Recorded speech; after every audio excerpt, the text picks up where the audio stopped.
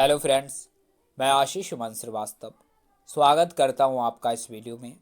आज के हमारे इस वीडियो के माध्यम से बिहार बोर्ड क्लास 12 के इंग्लिश बुक रेनबो पार्ट 2 के पोएट्री सेक्शन के चैप्टर 9 जिसका टाइटल है स्नैक, उससे related all important objective question और उनके आंसर पर गौर करेंगे। तो चलिए वीडियो को आगे बढ़ाते हैं और बिहार बोर्ड क्लास 12 के इंग्लिश बुक रेनबो पार्ट 2 के पोएट्री सेक्शन के चैप्टर 9 जिसका टाइटल है स्नैक, उससे related all important objective question और उनके आंसर पर गौर करते हैं। तो चलिए क्वेश्चन नंबर 1 की ओर। क्वेश्चन नंबर 1 जिसमें कह रहा है कि snake has been written by dash, यानी यह जो पोएम स्नैक है वो किसके द्वारा लिखा गया है। तो हम आपको बता दें कि snake has been written by D.H. Lawrence. तो इस प्रकार से हम ये कह सकते हैं कि क्वेश्चन नंबर 1 का जो सही आंसर होगा वो ऑप्शन ए यानी कि D.H. लॉरेंस होगा, यानी यह पोएम स्नैक D.H. लॉरेंस के द्वारा लिखा गया है। अब नेक्स्ट क्वेश्चन की ओर बढ़ते हैं, यानी कि क्वेश्चन नंबर 2 की ओर। क्वेश्चन नंबर 2 जिसमें कह रहा है कि D.H. Lawrence belong to dash, यानी इस पोएम का पोएट D.H. लॉरेंस कहाँ से ताल्लुक रखता है। तो हम आपको बता दें कि D.H. Lawrence belong to Britain. तो इस प्रकार से हम ये कह सकते हैं कि क्वेश्चन नंबर 2 का जो सही आंसर होगा वो ऑप्शन ए यानी कि ब्रिटेन होगा, यानी इस पोएम का जो पोएट है D.H. लॉरेंस वह ब्रिटेन से ताल्लुक रखता है। अब नेक्स्ट क्वेश्चन की ओर बढ़ते हैं, यानी कि क्वेश्चन नंबर 3 की ओर। क्वेश्चन नंबर 3 जिसमें कह रहा है कि D.H. Lawrence was born in dash, यानी इस पोएट का जो जन्म हुआ था वह कब हुआ था। तो हम आपको बता दें कि D.H. लॉरेंस वाज बॉर्न इन 1885। तो इस प्रकार से हम ये कह सकते हैं कि क्वेश्चन नंबर 3 का जो सही आंसर होगा वो ऑप्शन ए यानी 1885 होगा, यानी इस पोएम का जो पोएट है D.H. लॉरेंस उसका जन्म 1885 ईस्वी में हुआ था। अब नेक्स्ट क्वेश्चन की ओर बढ़ते हैं, यानी कि क्वेश्चन नंबर 4 की ओर।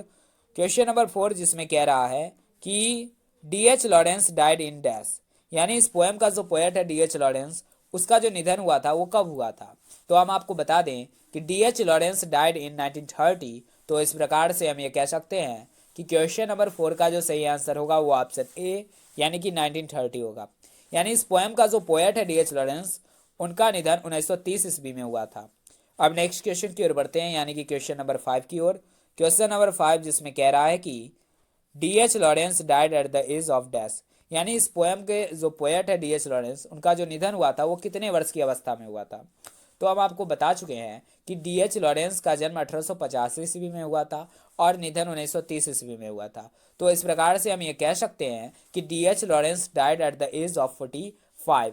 तो इस प्रकार से हम यह भी कह सकते हैं कि क्वेश्चन नंबर 5 का जो सही आंसर होगा वो ऑप्शन ए यानी कि 45 होगा, यानी इस पोएम का जो पोएट है D.H. लॉरेंस उनका जो निधन हुआ था वो 45 वर्ष की अवस्था में हुआ था। अब नेक्स्ट क्वेश्चन की ओर बढ़ते हैं, यानी कि क्वेश्चन नंबर 6 की ओर। क्वेश्चन नंबर 6 जिसमें कह रहा है कि D.H. Lawrence was born in the village of dash in Nottinghamshire, यानी इस पोएम का जो पोएट है D.H. लॉरेंस उनका जो जन्म हुआ था वह नॉटिंघम के किस जिले में या किस गांव में हुआ था। तो हम आपको बता दें कि D.H. Lawrence was born in the village of Eastwood in Nottinghamshire. तो इस प्रकार से हम ये कह सकते हैं कि क्वेश्चन नंबर 6 का जो सही आंसर होगा वो ऑप्शन बी यानी कि ईस्टवुड होगा, यानी इस पोएम का जो पोएट है D.H. लॉरेंस उनका जन्म नॉटिंघम्स के ईस्टवुड नामक गांव में हुआ था। अब नेक्स्ट क्वेश्चन की ओर बढ़ते हैं, यानी कि क्वेश्चन नंबर 7 की ओर। क्वेश्चन नंबर 7 जिसमें कह रहा है कि D.H. Lawrence was a dash, यानी इस पोएम का जो पोएट है D.H. लॉरेंस वह क्या है। तो हम आपको बता दें कि D.H. Lawrence was a poet and novelist,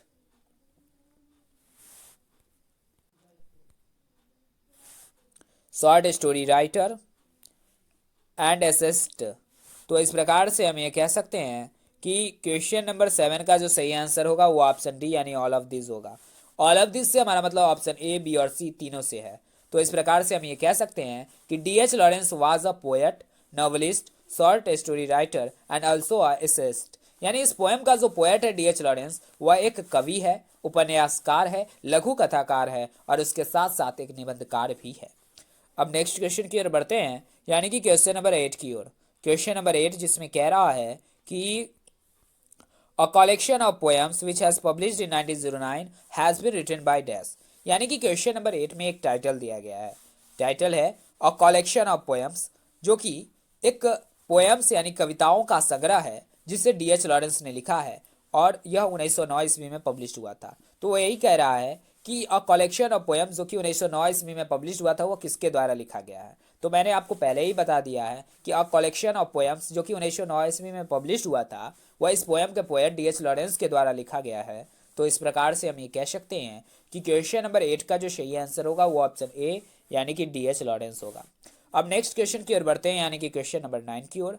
question number 9 में भी एक टाइटल दिया गया, टाइटल है द वाइट पिकॉक, जो कि 1911 ईस्वी में पब्लिश हुआ था और कह रहा है यह किसके द्वारा लिखा गया है। तो हम आपको बता दें कि यह भी इस पोएम के पोएट डी.एच. लॉरेंस के द्वारा ही लिखा गया है।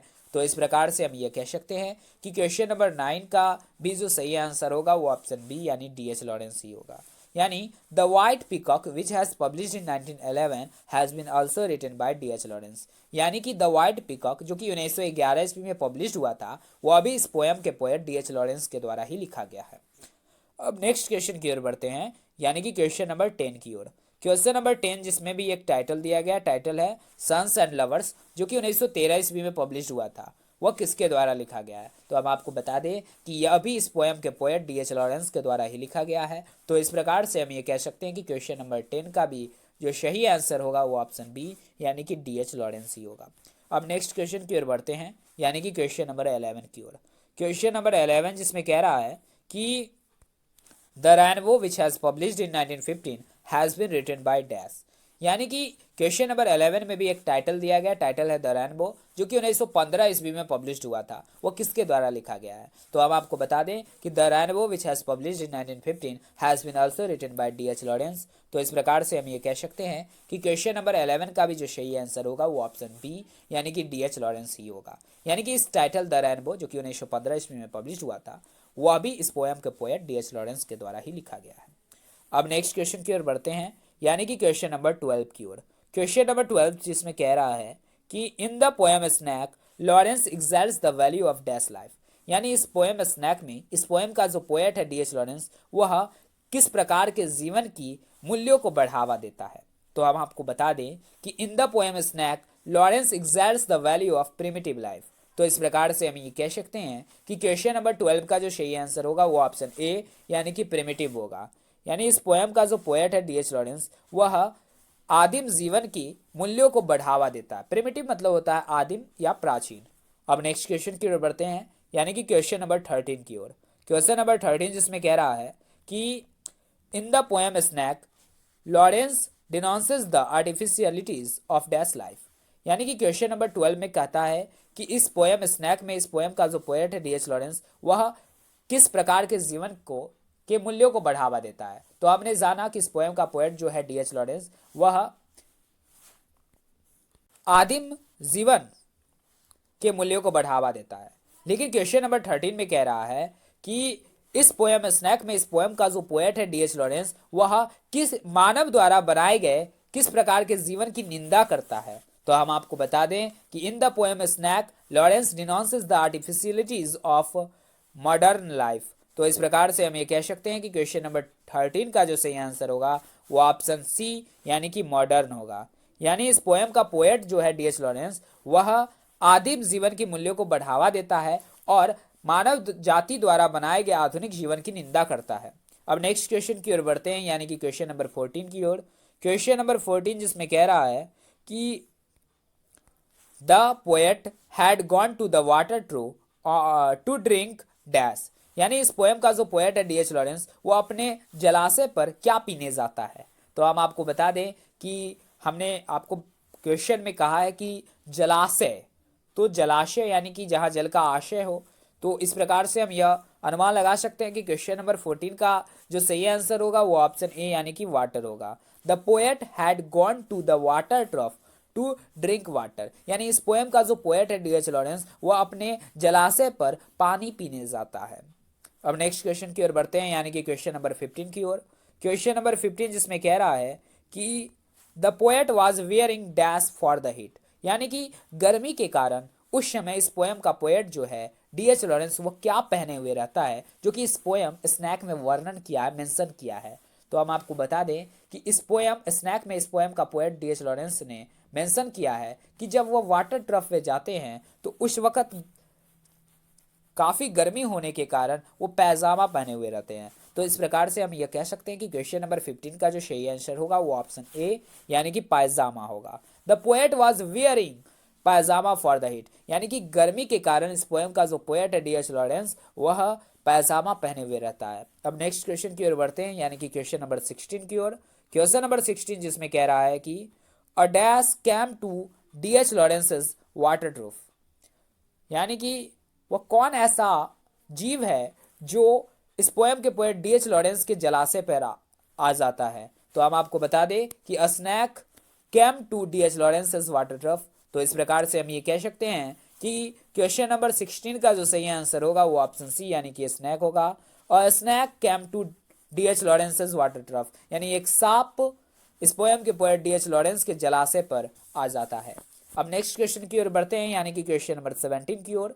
क्वेश्चन नंबर 17 जिसमें कह रहा है कि the snake came to the poet's water trough on a dash day in the July, यानी कि इस पोएम स्नैक में इस पोएम के पोएट डी.एच. लॉरेंस के जलाशय पर एक सांप आ जाता है जुलाई के किस दिन में। तो हम आपको बता दें कि the snake came to the poet's water trough on a hot day in the July. तो इस प्रकार से हम ये कह सकते हैं कि क्वेश्चन नंबर 17 का जो सही आंसर होगा वो ऑप्शन ए यानी कि हॉट होगा। यानी कि इस पोएम स्नैक में एक स्नैक इस पोएम के पोएट डी.एच. लॉरेंस के जलाशय पर जुलाई के गर्मी के दिन में आ जाता है। अब नेक्स्ट क्वेश्चन की ओर बढ़ते हैं यानी कि क्वेश्चन नंबर 18 की ओर।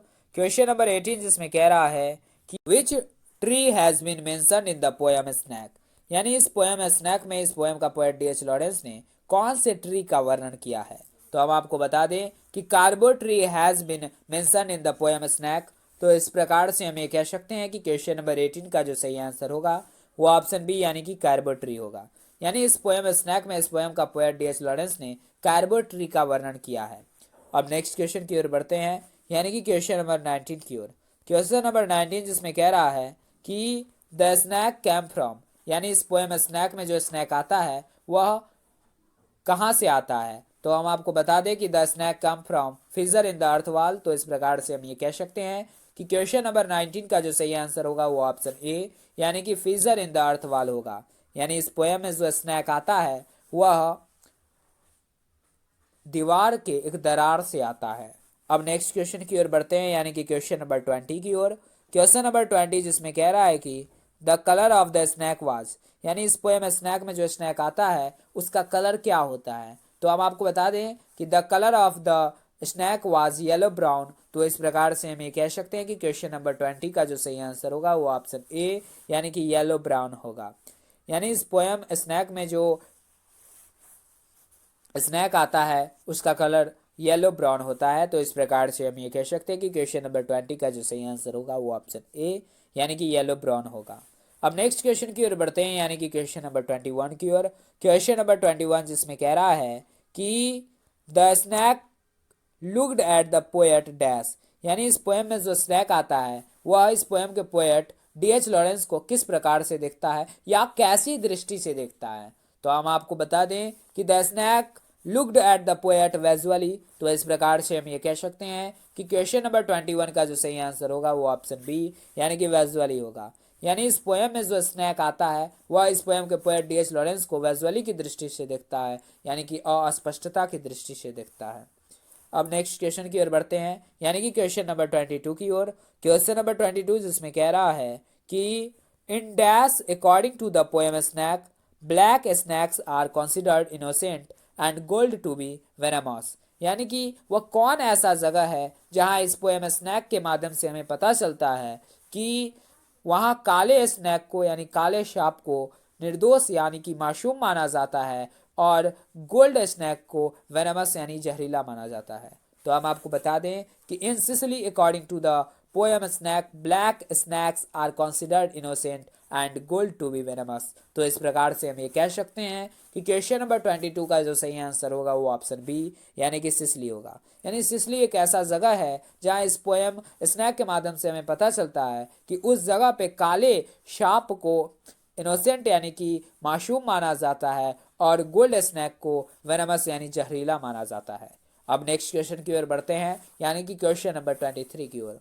क्वेश्चन नंबर 23 जिसमें कह रहा है कि who wanted to kill the snake, यानी कि इस पोयम में आए हुए स्नैक को कौन मारना चाहता है, तो हम आपको बता दें कि the poet wanted to kill the snake. तो इस प्रकार से हम ये कह सकते हैं कि क्वेश्चन नंबर 23 का जो सही आंसर होगा वो ऑप्शन ए यानी कि द पोएट होगा। यानी इस पोयम स्नैक में जो स्नैक आता है उसे इस पोयम का पोएट डी.एच. लॉरेंस मारना चाहता है। अब नेक्स्ट क्वेश्चन की ओर बढ़ते हैं, यानी कि क्वेश्चन नंबर 24 की ओर। क्वेश्चन नंबर 24 जिसमें कह रहा है कि the poet in a snake picked up a dash log to kill the snake. यानी कि इस पोयम का जो पोएट है डी.एच. लॉरेंस, वह इस पोयम में आए हुए स्नैक को मारने के लिए क्या उठाता है। तो अब आपको बता दें कि the poet in a snake picked up a clumsy log to the kill the snake. यानी कि इस पोयम का जो पोएट है डी.एच. लॉरेंस, वह इस पोयम में आए हुए सांप को मारने के लिए एक लकड़ी के छोटा सा टुकड़ा उठाता है। तो इस प्रकार से हम ये कह सकते हैं कि क्वेश्चन नंबर 24 का जो सही आंसर होगा वो ऑप्शन ए यानी कि क्लाज्मी होगा।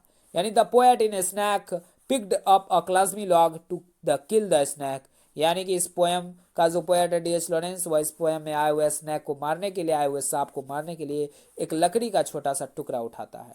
अब नेक्स्ट क्वेश्चन की ओर बढ़ते हैं, यानी कि क्वेश्चन नंबर 25 की ओर। क्वेश्चन नंबर 25 जिसमें कह रहा है कि the poet compares the snake to a dash bird albatross.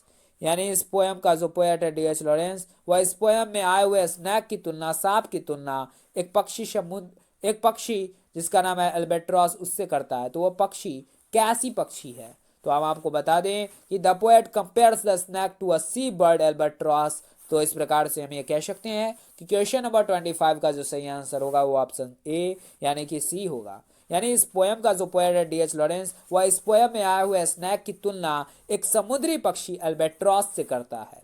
अब नेक्स्ट क्वेश्चन की ओर बढ़ते हैं, यानी कि क्वेश्चन नंबर 26 की ओर। क्वेश्चन नंबर 26 इसमें कह रहा है कि the phrase a king of exile in the poem snake stands for. यानी कि इस पोयम स्नैक में इस पोयम का पोएट जो है डी.एच. लॉरेंस, वह एक फ्रेज का यूज करता है जो कि है अ किंग ऑफ एग्जाइल, जिसका हिंदी मीनिंग होता है वनवास का राजा। तो इस यानी कि क्वेश्चन नंबर 26 में कह रहा है कि इस पोयम का पोएट डी.एच. लॉरेंस जो एक phrase a king of exile, जिसका हिंदी मीनिंग होता है वनवास का राजा, यह यूज करता है, तो किसके लिए करता है। तो हम आपको बता दें कि the phrase a king of exile in the poem snake stands for snake. तो इस प्रकार से हम ये कह सकते हैं कि क्वेश्चन नंबर 26 का जो सही आंसर होगा वो ऑप्शन सी यानी कि स्नैक होगा। यानी इस पोयम का पोएट डी.एच. लॉरेंस जो एक फ्रेज का यूज करता है किंग ऑफ एग्जाइल, वह अपने यहाँ आए शाप के लिए करता है।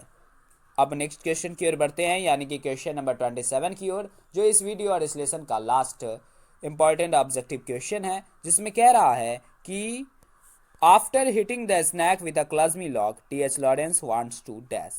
यानी इस पोयम में जो स्नैक आता है उसे इस पोयम का पोएट डी.एच. लॉरेंस मारने के बाद क्या करना चाहता है। तो हम आपको बता दें कि after hitting the snake with a clumsy log D H. Lawrence wants to expiate. तो इस प्रकार से हम ये कह सकते हैं कि क्वेश्चन नंबर 27 का जो सही आंसर होगा वो ऑप्शन बी यानी कि एक्सपिएट होगा। यानी इस पोयम स्नैक में जो स्नैक आता है उसे इस पोयम का पोएट डी.एच. लॉरेंस एक लकड़ी के छोटे से टुकड़े के सहारे मारने के बाद एक्सपिएट करना चाहता है, यानी कि प्रायश्चित करना चाहता है। तो इस प्रकार से हम ये कह सकते हैं कि after hitting the snake with a clumsy log T H. Lawrence wants to expiate. यानी कि लकड़ी के छोटे से टुकड़े के सहारे सांप को मारने के बाद इस पोयम का पोएट डी.एच. लॉरेंस एक्सपिएट करना चाहता है, यानी कि प्रायश्चित करना चाहता है। तो इस प्रकार से क्वेश्चन नंबर 27 की समाप्ति के साथ साथ हम बिहार बोर्ड क्लास 12 के इंग्लिश बुक रेनबो पार्ट 2 के पोएट्री सेक्शन के चैप्टर 9, जिसका टाइटल था स्नैक, उससे related all important objective question और उनके आंसर पर गौर कर चुके हैं। अब अगली वीडियो में हम बिहार बोर्ड क्लास 12 के इंग्लिश बुक रेनबो पार्ट 2 के पोएट्री सेक्शन के चैप्टर 10, जो कि पोएट्री सेक्शन का लास्ट लेसन है, जिसका टाइटल है माई ग्रैंड मदर्स हाउस, उससे related all important objective question और उनके आंसर पर गौर करेंगे। साथ ही हम इतना ही कहना चाहेंगे कि अगर यह वीडियो आपके लिए किसी भी प्रकार से यूजफुल हो तो कृपया कर इस वीडियो को लाइक करें। अगर इस वीडियो के अंतर्गत आपने किसी भी प्रकार की त्रुटि पाई हो तो कृपया कर कमेंट में बताएं, ताकि हम उसे सुधारने का प्रयास करें। इस वीडियो को अपने दोस्तों के बीच ज़्यादा से ज़्यादा शेयर करें था। चैनल को सब्सक्राइब करना बिल्कुल ना भूलें। धन्यवाद।